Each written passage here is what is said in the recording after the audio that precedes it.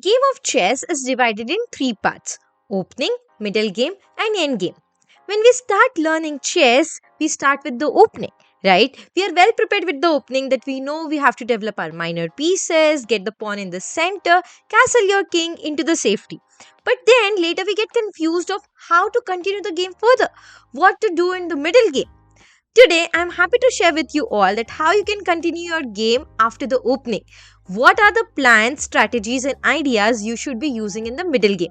So let's get started. This is all generalized. You can apply this in any opening.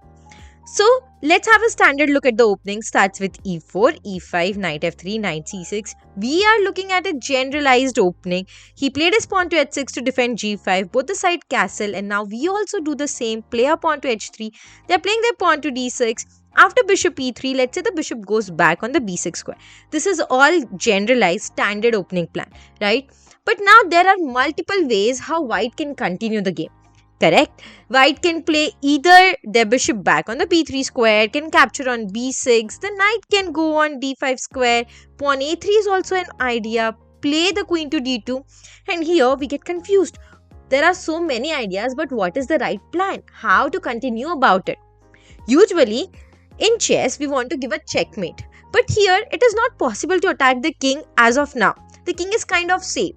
So if you're not able to do a checkmate, you first need to open the position. You need to get your pieces developed. All the pieces should come in the game first. So rule number 1.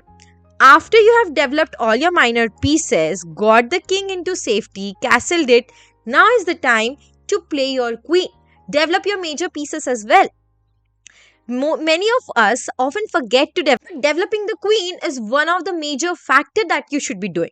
Now here, if we want to develop the queen, there are two ways how we can do it. We can either play our queen to e2 or we can go with the queen to d2 square, right? After you develop the queen, you are also connecting both of your rooks. So it is also a good idea to do. Now, if you go with your queen to e2, the knight jumps on the d4 square attacking your queen. And then you'll have to move it again. So the better choice is to go with the queen to d2. Now when you play a queen to d2, you are protecting the bishop. Also, you are aiming for the king side attack. Then later you can sacrifice your bishop on h6, g captures on h6, queen h6, and that can be a good attack as well. That's why queen to d2 is a good choice. Now let's say he does the same. He plays his bishop to e6, and when you go back on b3, he plays his queen to d7. Now the second rule is to bring the other minor pieces in the game. You got the queen, now is the time to move these rooks. So you can play your rook to d1, get it in the center, rook a to d1, the queen side rook in the center. This rook will be helpful to come on the e1 square. So you play the queen side rook on the d1 square, aiming in the center. Now why should we play in the center? Because center, if you place your pieces in the center, they have more activity. They have more number of squares to go to rather from the side of the board. If he also does the same, let's say he places rook to d8, then now we want to give an attack. But is any of the piece attacking any other piece here? Not really. If we want to attack, you need to open up the position.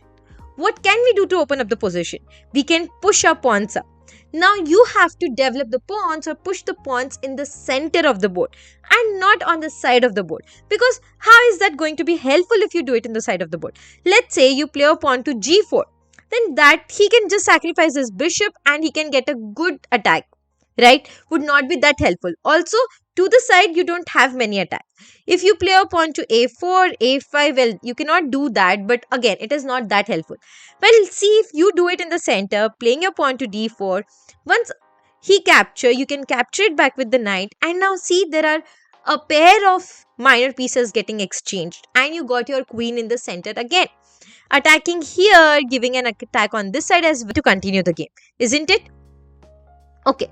Okay, now let's see what is the alternate idea. If you are afraid of playing the pawn in the center and don't want to do it, then you might want to play your pawn to f4. Now to play the pawn to f4, you first will have to remove the knight. So you can play your knight to h2. Let's say he brings his rook in the center, he plays it on the d8 square. Then you can go with your pawn to f4. Now the idea behind pawn f4 is to get some pressure along this f file. The rook will get opened when these pawns gets exchanged, and that will be a pressure on black's king.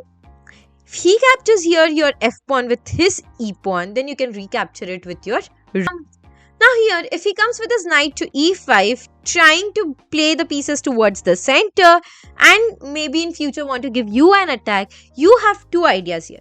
Either you can go with your rook a to f1 and put more pressure along the f file. Now this f file is a semi-open file and your rooks are best suited in the semi-open file. That is one thing that you can do. Other thing is you can immediately go for attack. Capture over here. He captures it back and now you can play your rook to f6. When the pawn captures it, you can go with your... And now white can attack in various ways. Like white can bring his rook on f file and put some pressure over here. The knight can jump in on the d5 square or the other knight can come on g. And that's how you can continue the game. These are about the middle game ideas. This is how you can continue the game in various ways. You should first remember that you have to develop the queen, develop the major pieces like the rooks, connect the rooks, open up the position. To open the position, you have to play the pawns towards the center and then attack your opponent. That are the other 4 principles or other 4 rules that you can remember to play in the middle game. Now, if you want to get better at chess, it's not the opening that you have to focus. You have to focus on the middle game and the end game. In our next videos, we will have a look in detail about the middle game and the end games as well. Till the time, stay tuned with us. Please hit the like button and subscribe to our channel. Thank you.